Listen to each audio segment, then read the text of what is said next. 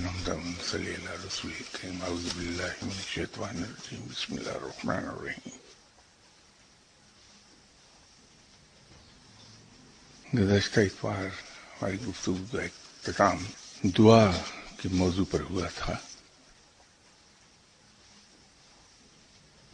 خواتین حضرات، دعا تمام مذاہب کا حصہ رہی ہے، خواہ وہ الہامی مذاہب تھے یا انسان کے متعارف کرائے ہوئے نظام. دعا کو ہمیشہ سے ایک مرکزی حیثیت رہی ہے. انسانی نفسیات کے ماہرین بھی جانتے ہیں، اور رب تعالیٰ تو بہرحال انسان کا خالق ہے، اور خالق سے بہتر اپنی تخلیق کی کمزوریاں اور اس کی خوبیاں سمجھنے والا کوئی نہیں ہوتا.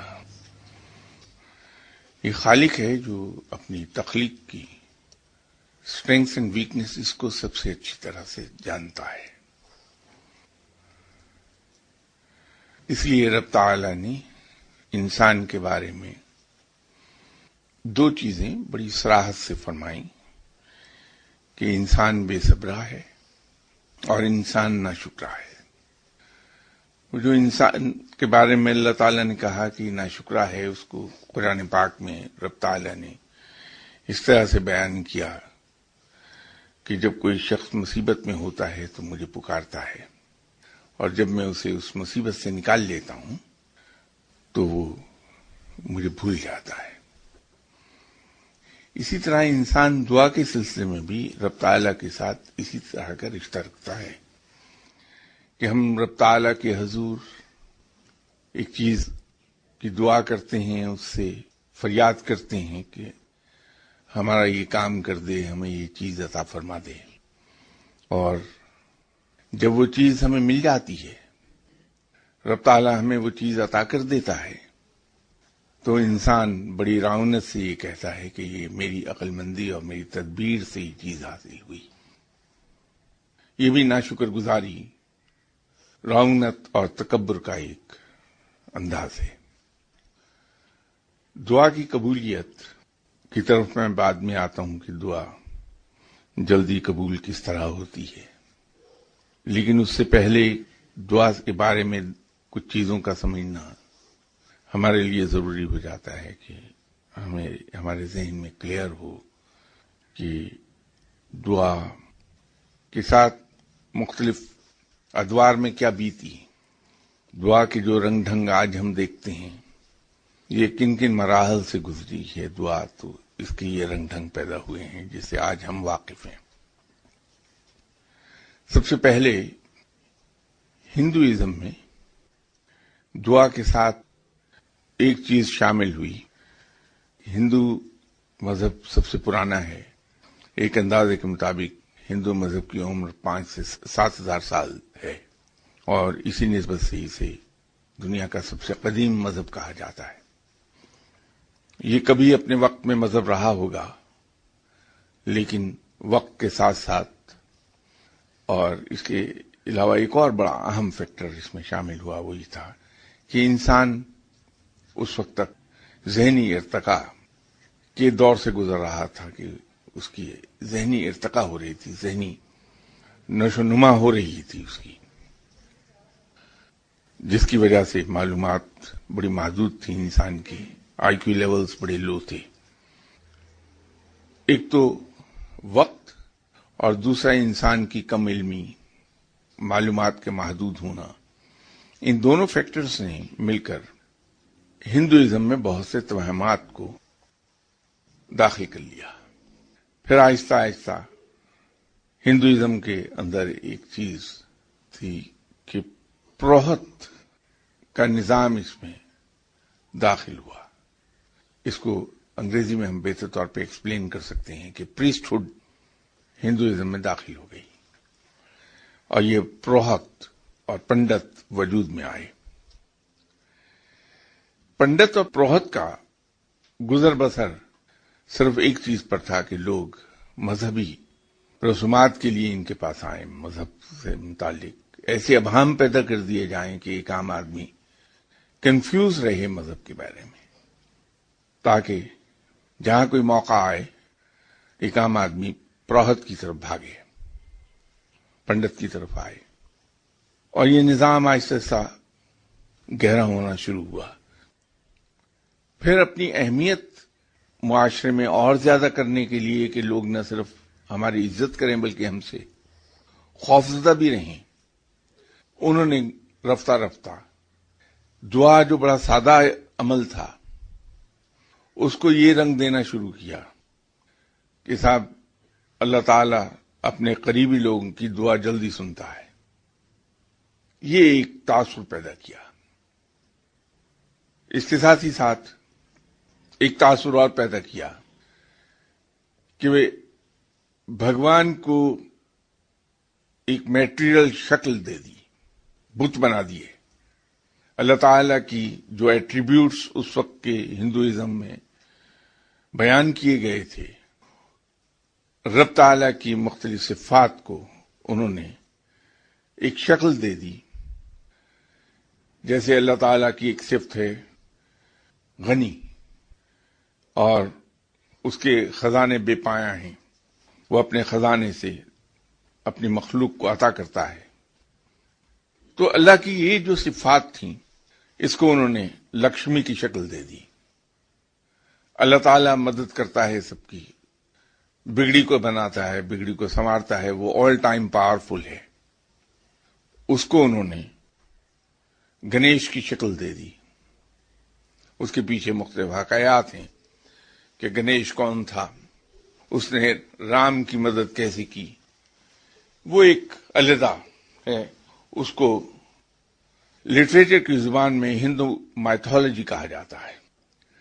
تو وہ ایک طرف ہندو مائتھولوجی نے جنم لیا، یہ سب پروہت اور پنڈت کی کاریگری تھی کہ اپنی ایک حیثیت معاشرے میں قائم کر لے، لوگوں کو اپنے ارد گرد اکٹھا کر لے، اور اس سے ان کو مال و زر بھی حاصل ہو، عزت بھی حاصل ہو جائے، اور لوگ ان سے خوفزدہ بھی رہیں۔ وہ ایک طرح سے معاشرے کے اندر بے تاج بادشاہ کے اقتدار کی لڑائی تھی۔ تو اس طرح سے اللہ تعالی کی مختلف صفات کو انہوں نے بتوں کی شکل میں ڈھالنا شروع کیا، اور وہ ایک نشانی رکھ دی کہ میں اس دیوتا کا خدمتگار ہوں، یہ مندر اس دیوتا کا ہے۔ پھر اس سے کمائی کا ذریعہ یہ بنایا کہ لوگ اس پر چڑھاوے چڑھانے لگے، کچھ آبلیگیٹری چیزیں پیدا کرنی تھیں کہ تاکہ کچھ انکم انشورڈ ہو پنڈت کی اور پروہت کی۔ تو دعا کے ساتھ قربانی کو اٹیچ کر دیا، اور کچھ جگہوں پر تو انسانی خون کی بھیٹ دی جانے لگی۔ وہ یہ تھا کہ آپ یہ قربانی کیجئے اور اس کے بعد اللہ سے دعا کیجئے تو پروردگار معاذ اللہ زیادہ خوش ہوگا اس بات پر قربانی لے کے انسان سے، اور وہ دعا قبول فرما لے گا۔ میرے ذریعے سے دعا کراؤ کیونکہ میں پہنچا ہوا اور اللہ کا بڑا پیارا اور اللہ کا قریبی بندہ ہوں، تو دعا بڑی جلدی قبول ہوگی۔ یہ ایک کنسیپٹ پھیلا دیا، اور یہ کلیتاً ذاتی مفاد کی خاطر تھا، اس کا ریالٹی سے کوئی تعلق نہیں تھا۔ لیکن سینہ بسینہ یہ روایات اور حکایات آگے بڑھتی چلی گئیں، تو نتیجہ یہ ہوا کہ وہ ہندوازم کا حصہ بن گئیں۔ کوئی ان کے یہاں دعا کروانے نہیں جائے گا جب تک کہ کوئی چڑھاوا نہ ساتھ لے جائے، کوئی نذرانہ ساتھ نہ لے جائے، کوئی قربانی نہ دے دے۔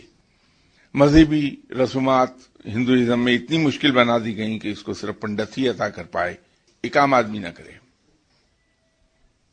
اسی طرح یورپ کے اندر، یورپ اس وقت ڈارک ایج سے گزر رہا تھا، علم بہت کم تھا وہاں، اور ٹوٹل انارکی تھی، لا آف جنگل رول کرتا تھا۔ حضرت عیسیٰ علیہ السلام تشریف لائے، حضرت عیسیٰ علیہ السلام نے اللہ کا پیغام وہاں بھی پھیلایا، اور وہاں جو دعا کے ساتھ ایسی چیزیں منسلک ہو گئی تھیں، کیونکہ دعا کے ساتھ ہمیشہ دو چیزیں منسلک ہو جایا کرتی ہیں، شرک اور غلو، مبالغہ۔ تو وہاں بھی دعا کے ساتھ شرک بھی شامل تھا، اور مبالغہ یا غلو صحیح لفظ ہے وہ بھی شامل تھا۔ تو حضرت عیسیٰ علیہ السلام نے اس چیز کو دور کیا، اور اللہ تعالیٰ کا پیغام پھیلایا، اس چیز کو بالکل لوگوں کے سامنے آئینے کی طرح صاف کیا کہ دعا رب تعالیٰ کے حضور کسی طرح بھی مانگی جا سکتی ہے، اس میں نہ انسان کے پہنچے ہوئے ہونے کی کوئی شرط ہے، نہ کسی قربانی کی ضرورت ہے، نہ کسی خاص مقام کی ضرورت ہے۔ انسان جب چاہے اپنے رب کے ساتھ رجوع کر لے، جب چاہے اپنے رب کے حضور دعا کر لے، اور حضرت عیسیٰ علیہ السلام نے بھی یہ پیغام دیا کہ رب تعالیٰ دعا سننے والا ہے، دعا قبول کرنے والا ہے، دعا پوری کرنے والا ہے۔ لیکن somehow or the other ہوا یہ کہ حضرت عیسیٰ علیہ السلام کے انتقال کے فوراً بعد یورپ کے اندر پادری نے بالکل پروہت اور پنڈت کی طرح ہاتھ پاؤں پھیلانے شروع کیے، اور وہاں بھی یہ طریقہ رائج پا گیا کہ صاحب میرے پاس تشریف لائیے، میں آپ کی مغفرت کی دعا کروں گا، میرے سامنے کنفیشن کیجئے، اتنی فیس ادا کیجئے، میں دعا کر دوں گا، آپ بخشے جائیں گے۔ یہ پادری نے اپنے لیے وہاں بھی یہ راستے بنائے، اور آہستہ آہستہ پادری کی گرفت یورپ میں اتنی ہی مضبوط ہو گئی، عیسائی معاشرے میں اتنی ہی مضبوط گرفت ہو گئی جتنی انڈیا میں پروہت اور پنڈت کی تھی۔ آپ صلی اللہ علیہ وسلم تشریف لائے، آپ صلی اللہ علیہ وسلم نے تمام ایسی رسومات اور تمام ایسے مت اور تمام ایسی حکایات اور روایات جن سے دعا کو گہنا دیا گیا تھا، ان کی نفی کی۔ آپ صلی اللہ علیہ وسلم نے ایک بہت کلیئر کٹ چیز بتائی مسلمان کو کہ رب تعالیٰ ہر جگہ موجود ہے، اس کی اومنی پریزنس ہے، وہ اپنے بندوں کی ہر وقت ہر زبان میں اور ہر مقام سے فریادیں سنتا ہے۔ حتیٰ کہ عبادت کے لیے آپ صلی اللہ علیہ وسلم نے بات کلیئر کر دی مسلمانوں پر کہ آپ پر مسجد کی پابندی نہیں ہے عبادت کے لیے، پوری روئے زمین اگر اس پہ کوئی ظاہری گندگی نہیں پھیلی وہ آپ کی جائے نماز ہے، آپ اللہ کی عبادت کر لیجئے، کسی جگہ بیٹھ کے نماز ادا کر لیجئے، نوافل پڑھ لیجئے۔ تو مسلمان کو یہ سہولت حاصل ہو گئی کہ اللہ کی پوری زمین اس کے لیے جائے نماز ہے، بشرطے کہ کوئی ظاہری گندگی دکھائی نہ دے رہی ہو۔ اسی طرح آپ صلی اللہ علیہ وسلم نے ایک بات واضح کر دی کہ ہر شخص اللہ کے حضور دعا کر سکتا ہے، اللہ تعالیٰ ہر ایک کی سنتا ہے، اس کے لیے کوئی ضرورت نہیں کسی پہنچے ہوئے انسان کو تلاش کرنے کی، کسی بزرگ کے پاس بھاگے جانے کی۔ اللہ تعالیٰ ہر ایک کی سنتا ہے، اس کو اپنی ساری مخلوق بہت عزیز ہے۔ البتہ وہ لوگ جو تقوی کرتے ہیں وہ باعزت ہیں معاشرے میں۔ یہ عجیب سی بات ہے کہ رب تعالیٰ گناہگاروں کی بھی دعائیں قبول کرتا ہے، اور جو عجیب بات میں کہہ رہا ہوں وہ یہ ہے کہ نیک آدمی کی دعا تو شاید دیر میں قبول ہوتی ہو، گناہگار کی دعا بڑی جلدی قبول ہو جاتی ہے۔ میں یہ بات کہہ کے یہ سجیسٹ نہیں کر رہا کہ ہم سب گناہ کرنے لگ جائیں تاکہ دعائیں ہماری قبول ہوں جلدی، بلکہ اس لیے ہے کہ رب تعالیٰ اپنا ظرف دکھاتا ہے کہ میں رب ہوں، اور میں اتنے بڑے ظرف کا مالک ہوں کہ تم میری نافرمانی کرتے ہو صبح سے شام تک، اس کے باوجود میری ربوبیت کی شان یہ ہے کہ میں تمہاری دعا اپنے ان لوگوں کی نسبت جلدی سن لیتا ہوں جو میرے فرما بردار ہیں۔ یہ وہ شان ربوبیت دکھاتا ہے اپنی، اس کی شان ہی یہ ہے کہ وہ ہماری طرح چھوٹی چھوٹی باتوں کو کبھی گرفت نہیں کرتا، بلکہ وہ نظر انداز کرتا ہے اور اپنی مخلوق کو پالتا ہے۔ اسی طرح ایک چیز یاد رکھیے کہ وہ گناہگار جو گناہ کرتا ہے اور اللہ کے حضور سچے دل سے توبہ کرتا ہے، وہ کہیں بہتر ہے اس پارسا سے، اس زاہد سے جو توبہ کی طرف نہیں آتا، کیونکہ یہ تکبر کا ایک رنگ ہے اور رب کو تکبر پسند نہیں ہے. تکبر صرف اللہ کو سزاوار ہے، اللہ کے علاوہ کسی کو نہیں.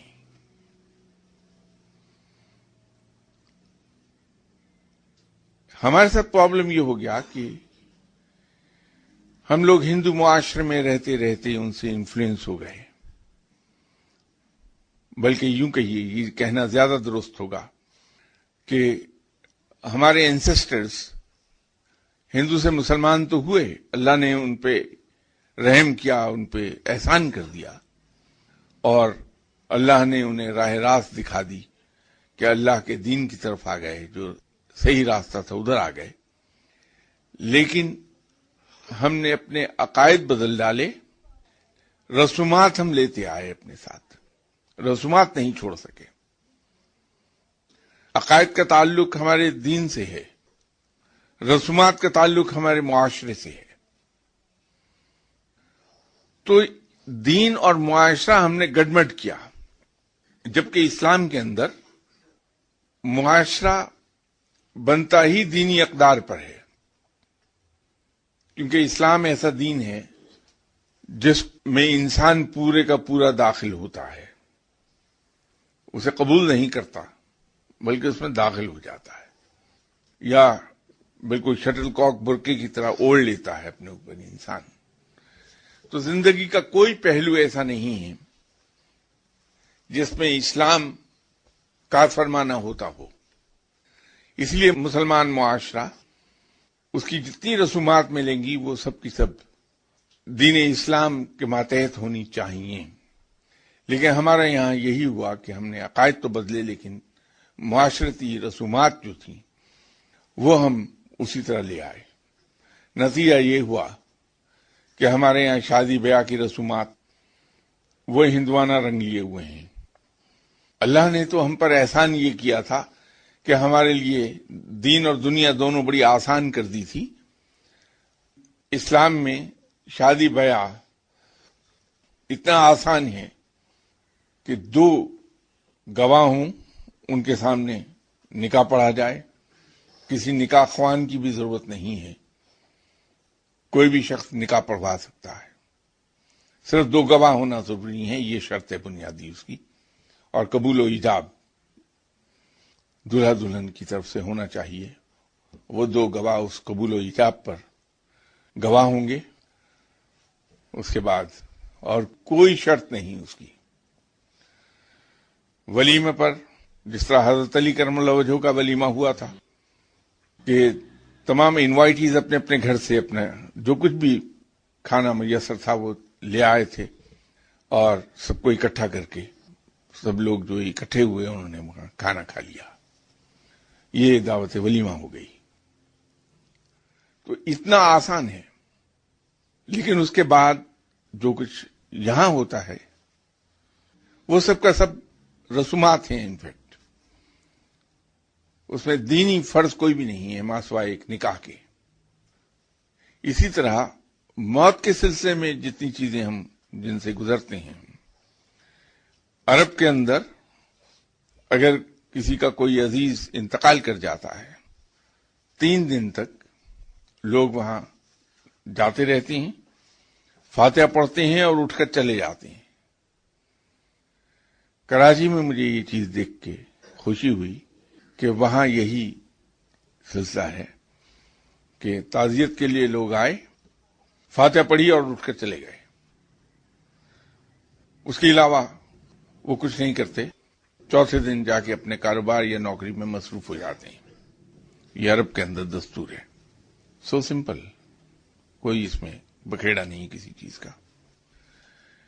یہ دعا میں بھی اسی طرح رسومات ہمارے یہاں شامل ہوئی، اور ہم نے اس کے اندر بہت سی چیزیں شامل کر دیں کہ یوں اگر ختم دلا کے دعا کی جائے تو دعا جلدی قبول ہو جائے گی. کسی پہنچے ہوئے بزرگ کے پاس جا کے دعا کروائی جائے اس سے کہ تم دعا میرے لیے کر دو تو دعا جلدی قبول ہو جائے گی.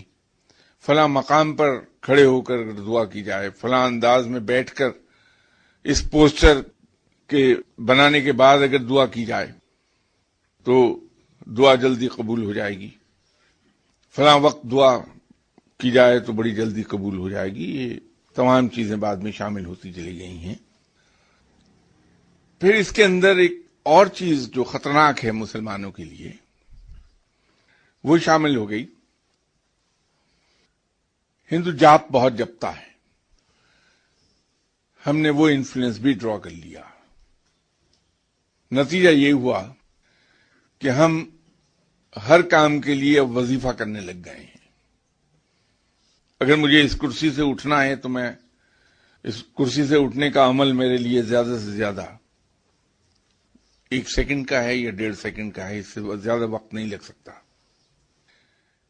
لیکن میں یہ دعا کروں گا اللہ کے حضور کہ یا اللہ میں اس کرسی سے آسانی سے اٹھ جاؤں، اس کے لیے 1.25 گھنٹے کا وظیفہ جپوں گا میں۔ تو 1.5 سیکنڈ کے عمل کو آسان بنانے کے لیے 45 منٹ کی تسبیح پھیرتا رہوں گا میں بیٹھا ہوا۔ ہم نے وظائف کو ہر مسئلے کا حل سمجھا، جس کی وجہ سے ہم بے عملی کی طرف چلے گئے۔ حالانکہ دعا جو کام کر رہی تھی، دعا کا تو اتنا سا کام ہے کہ وہ دلوں کو سکون بخش دیتی ہے۔ انسان کتنا ہی پریشان ہے کسی کام کے نہ ہونے سے، کسی ضرورت کے پوری نہ ہونے سے، لیکن اگر وہ صدق دل سے دعا کرے تو دل کو اطمینان ہو جاتا ہے۔ لیکن ہم نے یہ وظائف کی راہ پکڑی، نتیجہ یہ ہے کہ اب ہم میں سے زیادہ تر لوگوں کا عالم یہ ہو گیا کہ مختلف نمازوں کے بعد وہ جا نماز پہ 1 گھنٹہ بیٹھے رہتے ہیں اور تسبیح پھیر رہے ہوتے ہیں۔ اگر آپ ان سے پوچھئے کہ دیانتداری سے بتائیے کیا ہے، وہ جتنے ہمارے دنیاوی فرائض تھے ان چیزوں کو حل کرنے کے لیے بجائے اس کے کہ اپنے فرائض ادا کرنے کے لیے ہم محنت کرتے، وہ تسبیحاں پھیرتے دکھائی دیتی ہیں۔ میرا باس میری نالائکی کی وجہ سے، نااہلی کی وجہ سے، یا دفتر دیر سے جانے کی وجہ سے، یا زیادہ چھٹیاں کرنے کی وجہ سے، یا میری لاپرواہی کی وجہ سے مجھ سے ناراض ہے، تو بجائے اس کے کہ میں یہ ایفرٹ کر لوں کہ جو 8 گھنٹے دفتر میں موجود ہوں وہ میں ان لوگوں کی طرح فرائض اپنے ادا کر دوں جو میرے باس کے پسندیدہ لوگ ہیں، میں ابھی جاؤں گا کسی پیر صاحب کے پاس اور جا کے ایک وظیفہ لے کے آؤں گا کہ میرے باس مجھ سے راضی ہو جائے، اور ڈیلی 2 گھنٹے وہ وظیفہ کروں گا، 1 گھنٹہ صبح اور 1 گھنٹہ شام، اور اس کے بعد دماغ میں میرے یہ ہوگا کہ اب تو میرا باس کہیں ہل ہی نہیں سکتا، بڑا مجرب نسخہ لے کر آیا ہوں، بڑا تیر بہدف وظیفہ ہے، اب میں پڑھوں گا اور میرا باس میرے قدموں میں ہوگا۔ جہاں میں نے یہ سوچا میری لاپرواہی میں اضافہ ہو جائے گا۔ تو یہ تو مجھے معلوم نہیں کہ میرا باس میرے قدموں میں ہوگا یا نہیں ہوگا، لیکن میں سڑک پر آ جاؤں گا، نکال دیا جاؤں گا جاب سے، اور اس کے بعد جب ان پیر صاحب کے پاس جاؤں گا کہ صاحب بجائے میرا باس میرے قدموں میں ہوتا، یہ تو میں جاب سے ہی نکال دیا گیا، تو وہ میرے پڑھنے میں کہیں کوئی نہ کوئی نقص نکال دیں گے کہ صاحب آپ تو یہاں غلطی کرتے تھے، اس وجہ سے پٹ گئے آپ، اب میں کیا کروں۔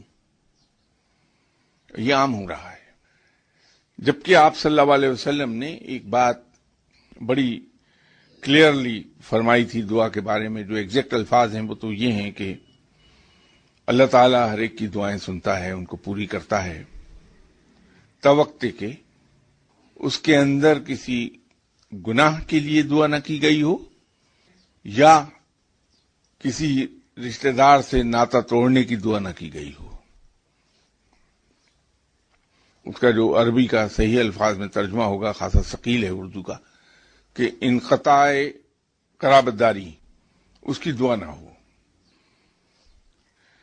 اور ایک جگہ آپ صلی اللہ علیہ وسلم نے فرمایا کہ خلاف فطرت دعائیں قبول نہیں ہوتی۔ ایسی دعائیں جو لا آف نیچر کے اگینسٹ ہوں، جیسے میں اگر بیر کا درخت لگا کے سارا دن دعا کرتا رہوں کہ یا اللہ سیب اس درخت سے اگائے، تو پوری نہیں ہوگی۔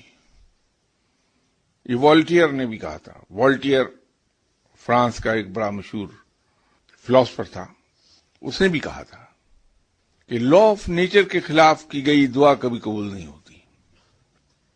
ایک اور فلاسفر گزرا جو ہم تو اسے نیم دیوانہ کہتے ہیں، لیکن جو اس سے متاثر ہیں جو لوگ اسے وہ مجذوب دانشور کہتے ہیں، وہ تھا نوتشے. نوتشے نے بھی یہی کہا. ایک اور فلاسفر تھا فرانسی کا، بینجامن فرینکلن. یہ بھی دعا کا بڑا معتقد تھا. اس کا کہنا بھی یہ تھا کہ دعا بگڑے ہوئے کاموں کو بنا دیتی ہے. گرچہ ان کی جو فلسفی ہے، بینجامن فرینکلن ہو، والٹیئر ہو یا نوتشے ہو، ان سب کی فلسفی کے مطابق تو یہ ہے کہ دعا اس طرح سے کام کرتی ہے کہ جب کوئی مایوس انسان اللہ کے حضور دعا کرتا ہے تو دعا اسے دو چیزیں عطا کر دیتی ہے. ایک اطمینان قلب یا ذہنی اطمینان، اور دوسرا اس کی مایوسی کو ختم کرتی ہے. جب دل سے مایوسی ختم ہوتی ہے انسان کی تو اس کے اندر جدوجہد کی امنگ دوبارہ پیدا ہو جاتی ہے اور وہ نئے جذبے کے ساتھ محنت کرتا ہے. اور وہی کی نوٹ ہوتا ہے، وہی ٹرننگ پوائنٹ آتا ہے جب انسان نئے جذبے کے ساتھ محنت کرتا ہے تو کامیابی حاصل کر لیتا ہے. یہ فلسفی ہے ان کی. مسلمان کے لیے تو بڑا سمپل ہے کہ وہ کسی وقت پر بھی کسی زبان میں اور کسی مقام سے اللہ کے حضور دعا کر لے، رب تعالیٰ دعا سنتا ہے. یہ ہر بندے کی سن لیتا ہے، لیکن مسلمان کو یہ چاہیے کہ جتنی سادگی میں رہے اتنا بہتر. تو سادہ فارمولہ یہ ہے کہ آپ کسی وقت، کسی مقام اور کسی زبان دعا کیجئے، رب تعالیٰ دعا سن لے گا. ہاں البتہ اس کے اندر ایک بنیادی شرط ہے، اور وہ میں نے کچھ فلاسفرز کے نام لیے ابھی. اس میں زینو بہت آگے تھا. اس سے ایک اور فلاسفر گزرا، زینو اس کے اندر بہت ہی پختہ یقین رکھتا تھا کہ دعا قبول اگر ہوگی تو اس کے لیے مان کا ہونا بڑا ضروری ہے. مان اس طرح سے کہ میرا ایک یقین ہے اپنے رب کے بارے میں کہ میرا رب مجھے کبھی بے سہارا نہیں چھوڑے گا. یہ ایمان ہے میرا، بلکہ ایمان سے دو ہاتھ آگے جا کے. دوسرا جو میرے دل میں ایک بہت پختہ یقین ہے کہ میرا رب بڑا مہربان ہے. وہ مجھے پالتا ہے، یا سادہ الفاظ میں اس کو یوں کہیے کہ میرے دل میں ایک انتہائی پختہ یقین ہے کہ میرا رب ہے. مجھ سے کبھی کسی زمانے میں ایک صاحب نے ایک سوال پوچھا، ہاں غالباً اشفاق صاحب تھے، کہ آپ اللہ کو رب کیوں کہتے ہیں؟ اس لیے کہ میں اللہ کو رب نہیں کہتا توقع کہ کوئی گفتگو یا تحریر کی مجبوری نہ آن پڑے، تبھی اسے میں رب کو اللہ لکھوں گا، ورنہ میں اللہ کو رب کہتا ہوں. تو میں نے ان سے ایک بات کہی کہ جب میں اپنے رب کو اللہ کہتا ہوں تو نہ جانے کیوں مجھے غیریت کا احساس ہوتا ہے کہ میں اپنے رب سے جدا ہو گیا، دوری آ گئی میرے درمیان اور میرے رب کے درمیان دوری ہے. لیکن جب میں اسے رب کہتا ہوں تو مجھے ایسا لگتا ہے کہ میں رب کی کملی میں سمایا ہوا ہوں، وہاں دوئی نہیں ہے، قربت ہے بہت زیادہ. کیونکہ اس کے اندر جب میں اسے رب کہتا ہوں تو مجھے یوں لگتا ہے کہ میں اپنے رب کے احسان کا اعادہ کر رہا ہوں بغیر الفاظ ادا کیے، کہ میں اس کا احسان مند ہوں کہ وہ مجھے پال رہا ہے. اور یہ پالنا صرف کھانے تک محدود نہیں ہے، پانا بہت وسیع المعنی لفظ ہے. وہ میری حفاظت کر کے بھی مجھے پال رہا ہے، وہ میرے سفر مختصر کر دیتا ہے اپنی رحمت کے صدقے، میرے نزدیک یہ بھی پالنا ہے۔ وہ مجھے توفیق دیتا ہے کہ میں گفتگو کر لوں، تو میرے نزدیک یہ بھی پالنا ہے۔ زندگی کا کوئی شعبہ، کوئی پہلو میں لے لوں، وہ ہر طریقے سے مجھے پال رہا ہے۔ یہ اتنا وسیع المعنی لفظ ہے۔ تو جب اللہ کو رب کہا جاتا ہے تو میرے دل میں یہ احساس ہوتا ہے کہ میں اس کے احسان کا اعادہ کر رہا ہوں، میں احسان شناسی کر رہا ہوں۔ تو یہ مجھے اس سے اور زیادہ قریب لے جاتا ہے کہ بار بار جب میں یہ اس کا احسان مانتا ہوں تو میرے دل میں یہ یقین اور پختہ ہونے لگتا ہے کہ میں احسان مند ہوں اپنے رب کا، کہ وہ مجھے پال رہا ہے۔ تو وہ قربت کا باعث بنتا ہے، وہ احسان مندی قربت میں تبدیل ہوتی ہے۔ یوں میں اللہ کو رب کہتا ہوں۔